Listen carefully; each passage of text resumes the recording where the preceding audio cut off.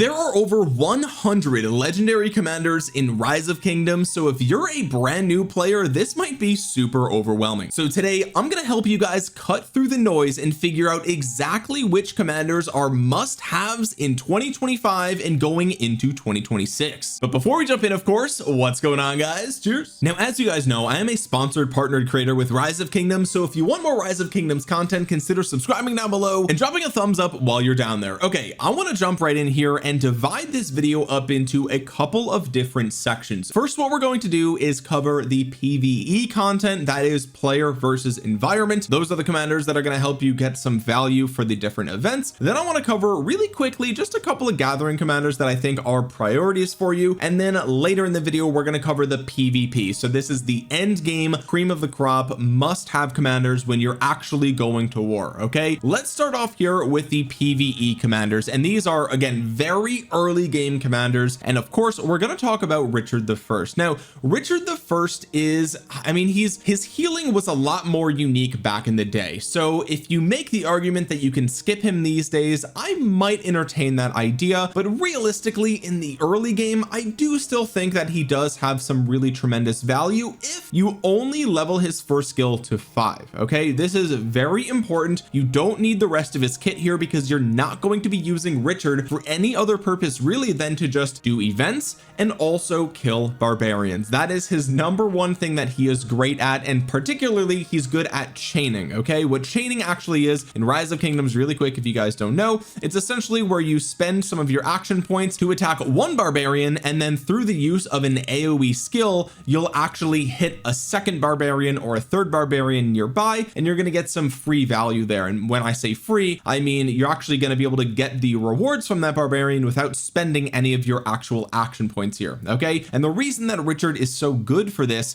is because he has healing on his active skill. So what you'll do is have a stronger commander that has an AoE skill as your primary, and then you can have Richard as the secondary, and he's going to be healing up your troops. This is going to help you keep your armies out of your city for longer. You don't have to come back so you can heal your troops and then go back out again. You could just leave them out, they just keep healing themselves. And since you only care about his first skill, you can get this skill to 5 with 50 sculptures. I mean, it's 10 for the first skill up, 10 for the second, and then 15 and 15, so that's 30 plus 20, that's 50. And in case you're wondering how you can guaranteed only upgrade that first skill, you're going to use the skill lock feature right here. Okay, you're just going to drag this down to 1, and now you can only upgrade that first skill. All right, so always make sure with pretty much every commander except for the gatherers, you want to make sure that the active skill is maxed before you really do anything else with that commander. Okay, and that's pretty much it for Richard. 50 sculptures, you can get him from the Wheel of Fortune, and you're going to be able to use him in Sunset Canyon, Lost Canyon. You're going to be able to use him to chain barbarians and plenty of other events that actually reward you for being tanky in the open field. From there, the only other real PvE commanders that I think are must-haves are just the free-to-play ones that you're going to get. So keep your eye out on Ethelfled. You're going to get her from doing the expedition game mode. Okay, that's going to be in the campaigns right here. You're going to collect this chest every single day, get treasures of the warrior queen, and then you could buy 3 sculptures of her in the metal store. Besides Ethelfled, you want to get your hands on Lohar. He is an epic commander, but you get him from the Lohar trial event. He's going to be used to level up your commanders as fast as possible, and also he has some nice damage to barbarians that really the only commander that's going to beat this would be somebody like Minamoto or Cao Cao. Okay, so those are the PvE commanders where you're going to get a lot of your value.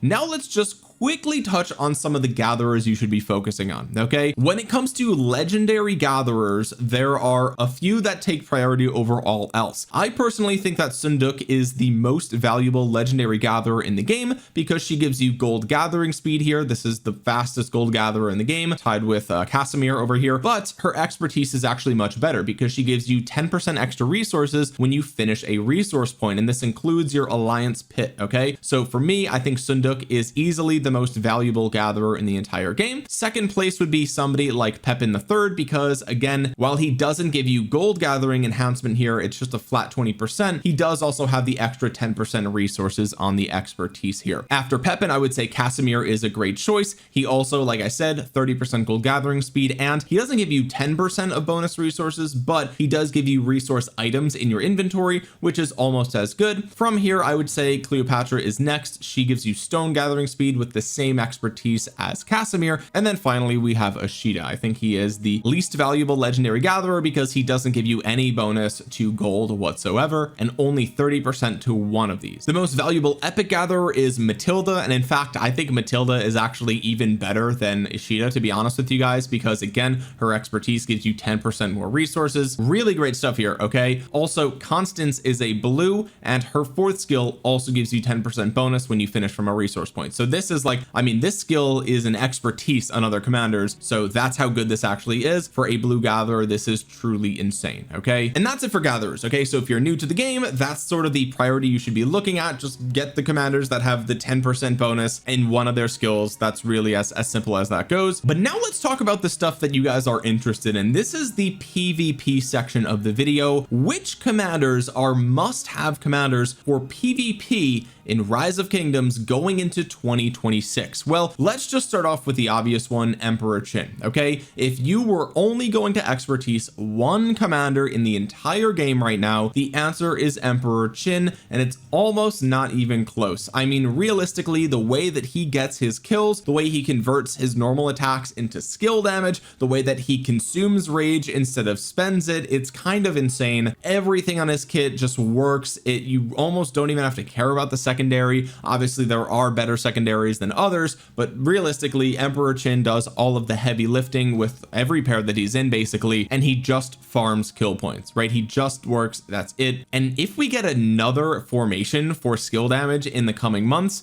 I think he is going to be an absolute demon on the battlefield. It's just going to be a bloodbath, right? Like he is just going to dominate. And realistically, I don't even know like what the next Archer release can even be, because if it's also AoE and it's better than like Zhuge Liang and YSG, it's just, I don't even know, man. But anyway, Emperor Qin is the cream of the crop still. I know we've been talking a lot about Cavalry on the channel lately, but really Emperor Qin is still the best commander in the game in my opinion. And so if you only max one commander for PvP, it's Emperor Qin. And by the way, he's not just good at PvP, he's also amazing at PvE as well, because he's got march speed, he's really tanky, and he also has a circular AoE where you basically can do the barbarian chaining off of just your basic attacks, right? You have to wait for the skill cycle where you have the big circular AoE or half circle in the case of Ethelfled. You just touch something, and then if something's nearby, you just pull them in, right? It's actually so much easier to chain with Emperor Qin than basically anybody else. So he just works in every game mode in Rise of Kingdoms. It's kind of ridiculous. But what else? Okay, what else? Well, in the same vein as Emperor Qin, I do want to talk about Seong-Gye, because one of the cool things about Seong-Gye is that he is a commander you get in the early game. You can get him in season 1, okay, as you can see at the top of the screen here, and he is the strongest commander in season 1 in my opinion. I think you might be able to make an argument for Minamoto because he has really great pairings there with like Cao Cao, for example. But really, if we're talking about massive skill damage, massive AoE, there's nobody like YSG in season 1 and even in season 2. He is just the king of the early game, and he is so good with a commander like Emperor Qin that you still will see people using him in the end game. And it's not even like you're making a sacrifice, right? It's not even like Emperor Qin YSG is like a budget build. No, that is one of the best commander pairs in the entire game right now. Okay, so YSG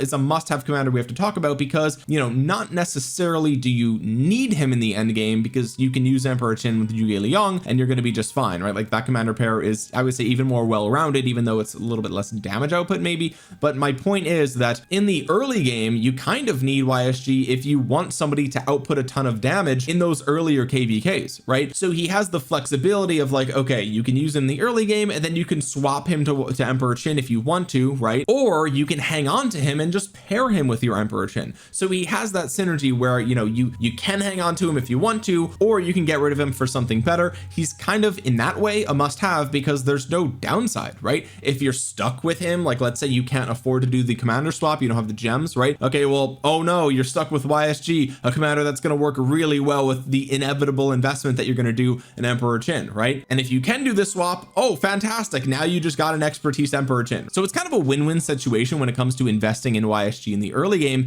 And so for me, I think that makes him a must-have commander in my opinion. Whether you keep him or not, you might as well get it. Okay, moving on from archers, let's talk about infantry and cavalry. Are there any must-have commanders for infantry or for cavalry? And I think the answer is yes. For cavalry, I think the answer is King Arthur, and that might actually surprise some of you guys because I know a lot of hype is around Achilles right now, and don't get me wrong, Achilles is absolutely fantastic, and in fact if you pair them together is the best cavalry march in the game, right? Obviously. But if we look at these commanders point for point, okay, let's just think about what they're bringing to the table. First, let's compare the damage factor on the active skill. King Arthur deals 2800 to 3 targets. Achilles deals 2000 damage to 5 targets. So if we do the math on this, we actually find out that the damage factor is higher on King Arthur, right? And if you're curious to know what the formula is for the damage factor, the way that this actually works, this is how you would calculate the amount of damage. It's napkin math, right? Obviously you have to take into account the stats of the enemy, the stats of your army, equipment, talents, armaments, inscriptions, all that. Obviously all that comes into play. If we're just trying to look at the highest possible raw damage factor, then King Arthur is ahead, right? Because the math looks like this for Achilles, because he's hitting 4 additional targets, so you're reducing it by 15% each time. You'll multiply that by 5. I've been sharing this formula on the channel for a year, so longtime subscribers know this formula. It's also been independently verified by Specco, the person who makes the rock battle simulator, so we know for sure that this is how this works. This has worked all the way back since YSG came out. So the raw damage factor of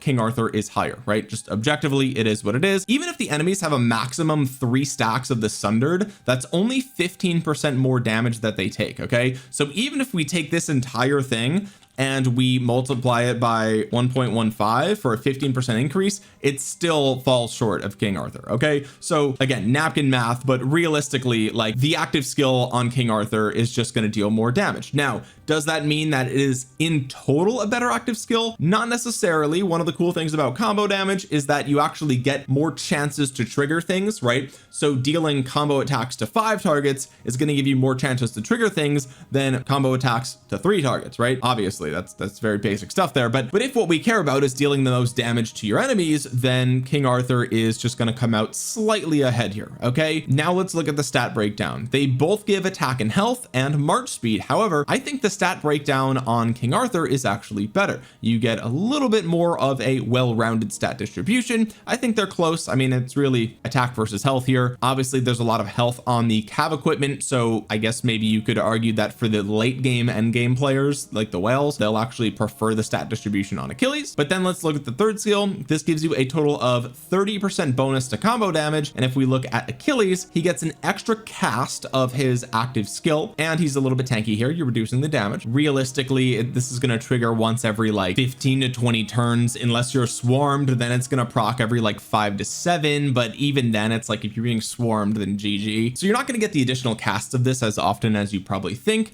But the fourth skill deals 10% more normal damage. Okay, so well, would I rather have 10% more normal damage or 30% more combo damage? I mean, a lot of your damage is coming from the active skills. I'd rather have 30% more combo damage, right? Here you have a bonus to attack and rage gain speed. The rage gain speed is not that, I mean, it's nothing crazy, and here you're doing a rage reduction to the enemy. Again, I would rather have the rage reduction to the enemy than the rage gain speed for just myself, but that's just me. And then the expertise on Arthur is an instant proc combo damage, and it can trigger multiple times per second. So really you could make an argument for both of these commanders, but I would say if you're just entering Season of Conquest, King Arthur is going to perform much better, whereas Achilles is going to perform a lot better near the end game, when you've got multiple rare and special inscriptions that you're procking things with, when you have multiple tier 5 pieces of equipment and you can actually proc the nice extra bonuses here, when you've got all of your accessories in places that you want them, right? I think, you know, again, much later down the line, I think maybe you could make a stronger argument for Achilles, but just out of the gate coming into the Season of Conquest, I think just there's more raw power when it comes to King Arthur. He's got a higher bonus to your damage. Achilles might be a little bit more tanky because he loses the health, but he takes 15% less combo, skill, and counterattack damage. Not smite damage though, not normal damage though. So I don't know, it's give and take. Personally, I'm leaning more towards King Arthur if we're going to talk about a must-have commander. And one of the cool things about Achilles just coming out is that you don't have to worry about King Arthur being power crept for another couple of months at least, right?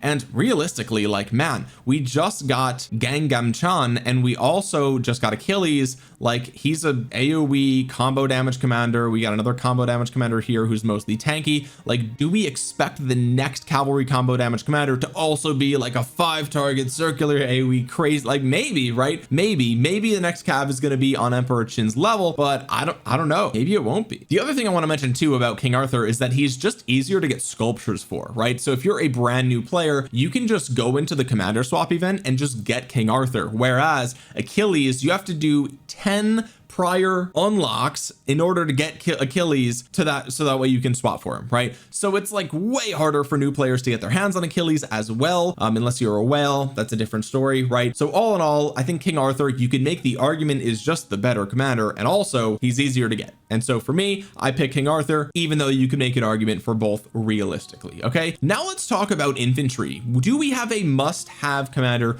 for infantry? And the answer is, once again, it depends. And here I'm actually less confident on my answer than I am with cavalry and with archers, right? Infantry is kind of a toss-up because we have Bai Qi and we also have Liu Che, right? Now we are expecting a new infantry commander to come in January, and so what I would recommend is that if you guys are looking to invest in infantry, I would hold off, because at the time of recording this, we're probably like 2 months away, if not a little bit less. So right now is actually not a great time to invest in infantry, but at the time of recording, we do have 2 great infantry commanders to talk about. Okay, we have Bai Qi and we have Liu Che, and just like we did with King Arthur and with Achilles, you can see down here that the damage output of Bai Qi with the active skill is just higher, right? I mean, straight up, it's just higher, and not only is it higher from the raw numbers, but each target has a 30% chance to take 15% extra damage. So this doesn't even take that into account, right? It's even higher than this if we're being honest. Okay, with Liu Che, we just have a march speed reduction, which for infantry does help you slow down targets to stick to them, because you're a little bit slower than cavalry, for example, but I would much rather take the more damage. I mean, what are we talking about, right? If we compare the second skills, we have 20% march speed, 10% health, 40% attack. If we look at that same skill for Liu Che, we have the same 20% march speed, but it's 20% defense, 20% skill damage taken reduction. Realistically, we've got way more stats here. We have 50% of stats, but taking less skill damage for infantry right now is like absolutely crucial, because the Emperor Qins are going to be burning you to the ground, right? And so taking 20% less skill damage for them really helps. The third skill is where you see more stats here. So you gain 20% attack and 20% defense, whereas Bai Qi has 40% attack, 10% health. Okay, so objectively more stats on Bai Qi, and the health is really nice. I think the defense here, it's a small amount of defense, and you already have a ton of defense on the equipment for infantry, right? I have 64.5% from my set here, which is kind of crazy. So the defense is a little bit less valuable here. However, you also have the instant proc here. You have a chance, 25% chance to cast this instant proc smite damage, 10% more normal damage, and you have a really unique combo attack on the expertise of Liu Che. And this is the only infantry commander that has combo attacks. This was the first ever commander in the game to have combo attacks, and the combo attacks, just like we said earlier with cavalry, it really helps you proc a lot of extra stuff, right? It helps you proc different talents, your tier 5 equipment, right? So there's a lot to love about having the combo attack here, and you get the rage. It's literally a built-in rage engine. Here you also have 10% more normal attack, but the instant proc that you deal is as you're losing troops, which I don't really like that much. You also get a little bit more tanky as you lose those troops. So I mean, again, I'm not as confident in the evaluation of these 2 commanders as I am with King Arthur and Achilles. I mean, realistically, you just look at the numbers. I mean, King Arthur has a stronger bonus to your combo damage, 30% versus the 10% normal damage here. I also like his stat spread a little bit better for me personally, and his active skill deals more damage. Kind of straightforward answer, right? With Bai Qi Liu Che, I think Bai Qi obviously hits harder. He obviously has a better stat distribution in my opinion, but Liu Che still hits really hard, and he has the instant proc, and his expertise is so unique that he might actually just outlive the Bai Qi strictly for that alone. I mean, Bai Qi, if we're honest with ourselves, is really just raw damage, right? He's not really doing any like crazy debuffs or anything like that. It's just raw damage. That's pretty much it, and that's fantastic. But I mean, the extra combo attacks here are very versatile. The rage engine is great. So again, I think you can make the argument either way. The Bai Qi might be a little bit safer, but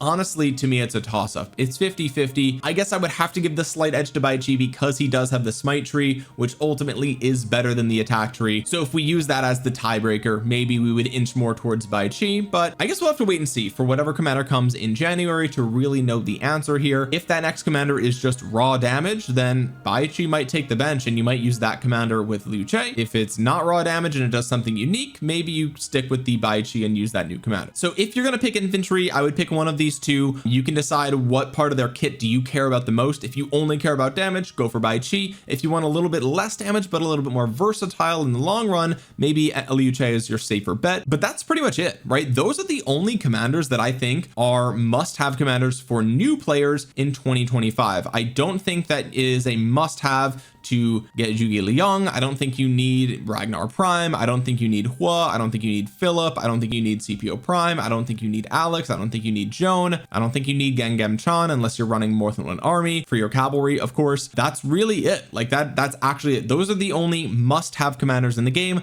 Now, of course, you need something to pair them with. And if you're curious about that, you can watch some of my recent videos where we go over the best commander pairs in the game. Maybe I'll make an updated entire tier list now that we've got Achilles and things like that in the game as well. But I just want to make this video to kind of let the new players know where my thought is at and kind of what I think are the must invest things. Everything else, I honestly is just almost waiting to be replaced, honestly, which is like crazy to say. But one of the things, and this is like the hard part about being a content creator, right, is like I have to think about the average player and sort of what their experience is like. Meanwhile, the people leaving the comments are like the high-end super invested players, right? So they're gonna see this and be like, oh, how are you gonna say that Achilles isn't a must-have commander, blah blah blah. And it's like, obviously you're gonna get Achilles, right? Like obviously you're gonna get Achilles, but the average player only is gonna expertise like 2 commanders a year maybe, right? And that's if they're super active. So it's like sometimes it's really not worth talking about 2nd place or 3rd place or 4th place, because it's like they're not gonna get them, right? And by the time they have enough sculptures to get them, something better is probably already out. So that's the balance that I try to find here with these videos, and that's why I wanted to just make this crystal clear for everyone except for infantry players, I guess, which commanders I think are like the best investments right now. And then maybe in the next week or two I will update my entire tier list and give you guys my thoughts and opinions on everything. But if you made it to the end of the video, consider dropping a thumbs up down below. It really helps out the channel a ton. Comment down below your thoughts. What do you think are the must-have commanders in Rise of Kingdoms right now? And if you're new here, consider subscribing to the channel and clicking the bell to be notified the next time I upload a Rise of Kingdoms video. With that being said, guys, thank you so much for watching. This has been Omniarch. I'll talk to you guys again soon. Peace.